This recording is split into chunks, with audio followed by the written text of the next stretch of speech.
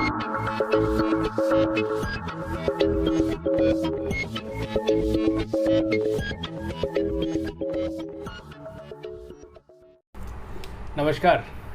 तर्क ज्ञान के YouTube चैनल पर आपका स्वागत है।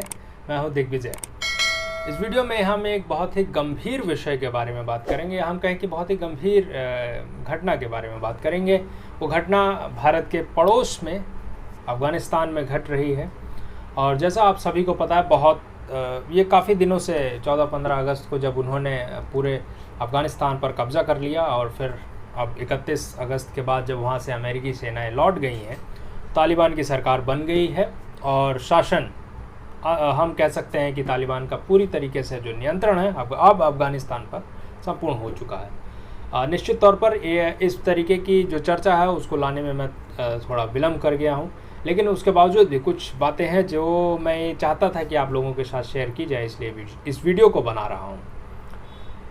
तो इस वीडियो को शुरू करते हैं और अफ़गानिस्तान में जो परिवर्तन हुआ है उसका भारत के ऊपर, अंतर्राष्ट्रीय राजनीति के ऊपर क्या प्रभाव पड़ने जा रहा है और भी उस घटना के क्या निहितार्थ हैं, इसके ऊपर चर्चा करेंगे। शुरू करते हैं इस वीडियो को। तो सबसे पहले हमें ये समझने की आवश्यकता है कि 20 साल तक अमेरिका जिस तालिबान को खदेड़ने के लिए 20 साल पहले आया था, उसी तालिबान को वापस सत्ता में बैठाकर फिर वापस चला गया है।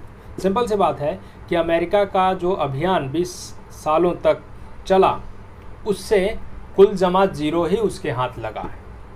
इस तरीके से आप ये कह सकते हैं कि अमेरिका एक बार फिर से एक, जैसे कि हम कहें कि वियतनाम युद्ध में जैसे उसको सफलता नहीं मिली थी, जिस प्रकार से आर्थिक संसाधन, सैन्य संसाधन अपने यहाँ के सैनिकों को खोने के बावजूद वियतनाम में उसे कुछ हासिल नहीं हुआ था, उसी तरीके से अफ़गानिस्तान में भले से उस समय अपने आवेश में आकर उसने तालिबान की सत्ता को खदेड़ा हो, लेकिन वो तालिबान को ख़त्म नहीं कर पाया और पुनः तालिबान ही स्थापित हुआ अफ़गानिस्तान पर। ये भारत के लिए बहुत बड़ी चिंताजनक है, क्योंकि आप ये समझ सकते हैं कि तालिबान को स्थापित करने में यदि किसी देश ने पूरी तरीके से अपनी ताकत झोंकी और उसको खड़ा करने में पूरी तरीके से पूरा सहयोग दिया, वो पाकिस्तान है। और पाकिस्तान ने यदि तालिबान को पुनः अफ़गानिस्तान में स्थापित किया है तो उसके जो मंसूबे हैं निश्चित तौर पर अच्छे नहीं हो सकते हैं, और ख़ास तौर पर भारत के दृष्टिकोण से तो बिल्कुल अच्छे नहीं हो सकते। वो आतंकवादी गतिविधियों को फिर से बढ़ावा देगा और भारत में जो टेररिस्ट हैं उनको भेजने की पूरी उसकी प्लानिंग होगी। तो भारत के लिए ये निश्चित तौर पर एक खतरे की, हम कहें कि बहुत चिंताजनक बात है, ख़तरनाक बात है कि पड़ोस में ऐसी गतिविधियां चल रही हैं जो कि लोकतांत्रिक नहीं है। आपने इस बात पर एक गौर किया होगा कि जब ये घटना घट रही है तो यूनाइटेड नेशन, संयुक्त राष्ट्र बिल्कुल चुपचाप खामोश बैठा हुआ है, कुछ नहीं कर रहा है। तो आप ये कह सकते हैं कि उसकी उपयोगिता पर फिर से प्रश्न चिन्ह लग गया है कि आखिर संयुक्त राष्ट्र किस लिए है। और हमने देखा, आप सभी ने देखा होगा कि विजुअल्स कैसे वहाँ मानव अधिकारों की क्या दशा है, और महिलाओं के अधिकारों की तो बात ही करना बेमानी है, क्योंकि तालिबानी शासन में महिलाओं के अधिकारों की कोई बात की ही नहीं जा सकती है। तो यहाँ पर आप ये बिल्कुल देख सकते हैं कि अमेरिका का जो फेलियर रहा है वो साफ झलकता है, और जो अंतर्राष्ट्रीय स्तर पर यूनाइटेड नेशन का फेलियर है वो भी साफ झलकता है। एक हमें देख सकते हैं कि अंतर्राष्ट्रीय स्तर पर यूनाइटेड नेशन बिल्कुल ही असफल रहा है, और जो अंतर्राष्ट्रीय स्तर पर जिसका दबदबा है अमेरिकी महाशक्ति का एक तरीके से हम कहें कि पूरी दुर्दशा हुई और वो वापस जाने के लिए मजबूर हो गया। लेकिन अमेरिका की असफलता ये भी रही कि 20 साल अफ़गानिस्तान में एक तरीके से शासन को नियंत्रित करने के बावजूद वो अफ़गानिस्तान में लोकतंत्र को विकसित नहीं कर पाया, लोगों के मन में लोकतंत्र को बैठा नहीं पाया। इसका एक संकेत हमें मिलता है अमेरिका की संस्था प्यू द्वारा की गई रिसर्च 2013 में, जिसमें उसने जो सर्वे किया, उन्होंने जो भी रिसर्च उन्होंने किया, उसमें पाया कि 90% अफ़गानी समाज जो ये चाहता है वो शरिया ही चाहता है। तो एक प्रश्न ये भी उठता है कि जब शरिया चाहते थे और तालिबान शरिया ही लागू कर रहा है तो लोग वहाँ से भाग क्यों रहे हैं।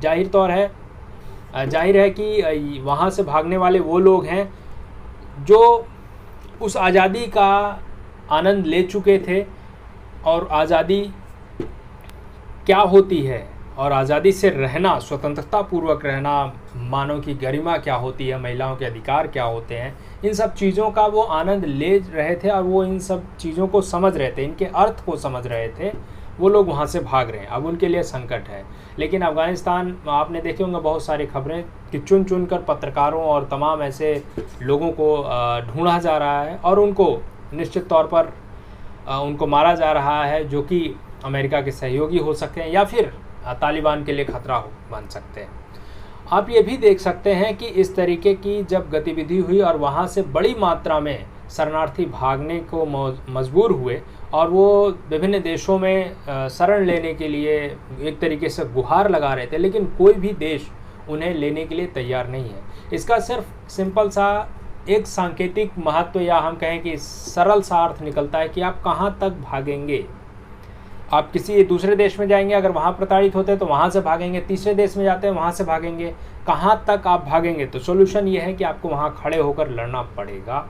भागना किसी भी समस्या का सोल्यूशन नहीं है। जैसा आप देखें कि वहाँ से भागने वाले लोग भी मुसलमान हैं और वो मुस्लिम कंट्रीज़ जिन्होंने जो ये दावा करते हैं कि इस्लामी एकता का दावा करते हैं और पूरे विश्व में एकजुट हो रहने का दावा करते हैं, किसी भी इस्लामी देश ने स्वागत नहीं किया कि हम अफ़गानी नागरिकों को शरण देंगे। या फिर आप ये देखिए कि किसी भी इस्लामी कंट्री ने, जो कि घोषित रूप से 56 इस्लामिक कंट्री हैं विश्व में, उन्होंने किसी ने भी अफ़गानिस्तान के इस कृत्य की निंदा तक नहीं की है। और बांग्लादेश तो उसमें सबसे पहले रहा कि जिसने औपचारिक रूप से घोषणा कर दी कि वो किसी भी अफ़गानी शरणार्थी को शरण नहीं देगा।